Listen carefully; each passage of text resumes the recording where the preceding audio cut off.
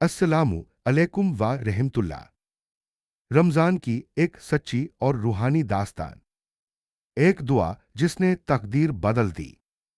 रमजान की ठंडी रात थी। आसमान पर चांद नूर बिखेर रहा था। मस्जिदों से तरावीह की तिलावत की आवाजें आ रही थीं।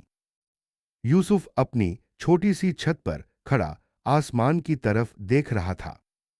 उसकी आंखों में उम्मीद भी थी और एक छुपा हुआ दर्द भी। पहले एपिसोड में आपने देखा था कि कैसे उसके सब्र और सहावत ने उसके हालात बदल दिए। लेकिन असली इम्तिहान अभी बाकी था। रमजान का 12वां रोजा था। यूसुफ की वालिदा आयशा भी अचानक बीमार पड़ गईं।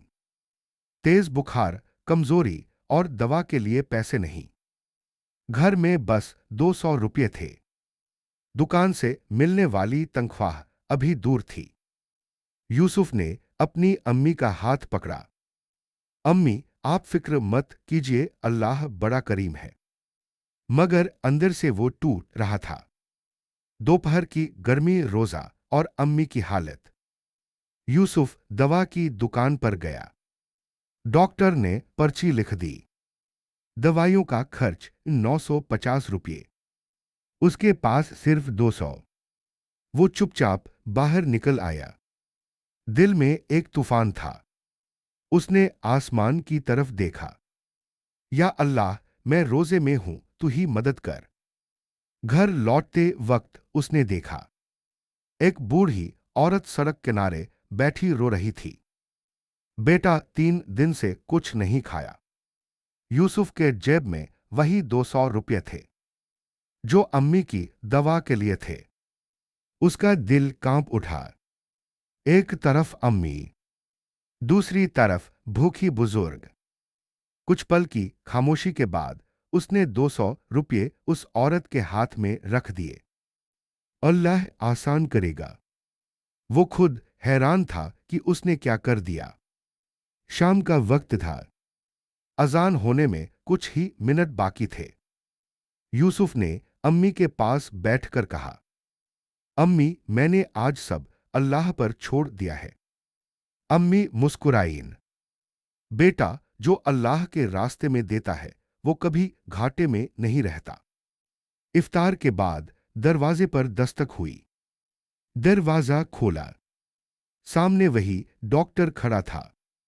यूसुफ, मुझे नहीं पता क्यों, लेकिन दिल ने कहा कि ये दवाइयां तुम्हें मुफ्त दे दूं। यूसुफ की आंखें भर आईं। डॉक्टर ने जाते जाते कहा, आज दोपहर एक बूढ़ी औरत मेरे पास आई थी। उसने कहा, एक रोजेदार लड़के ने मेरी मदद की, अल्लाह उसे सलामत रखे।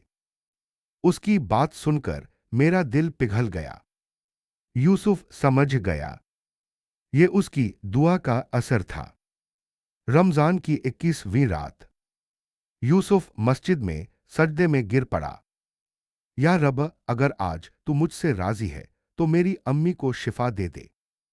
उसके आंसू सजदे की जगह को भिगो रहे थे।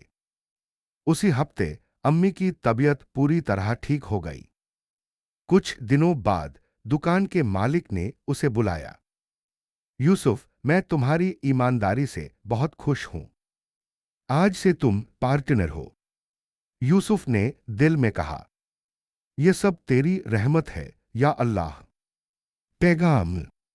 दोस्तों, रमजान हमें सिर्फ भूख सहना नहीं सिखाता बल्कि यकीन करना सिखाता है।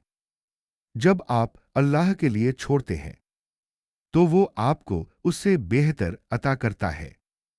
अगर आप भी चाहते हैं कि आपकी दुआ कबूल हो तो इस रमजान किसी जरूरतमंद की मदद जरूर करें।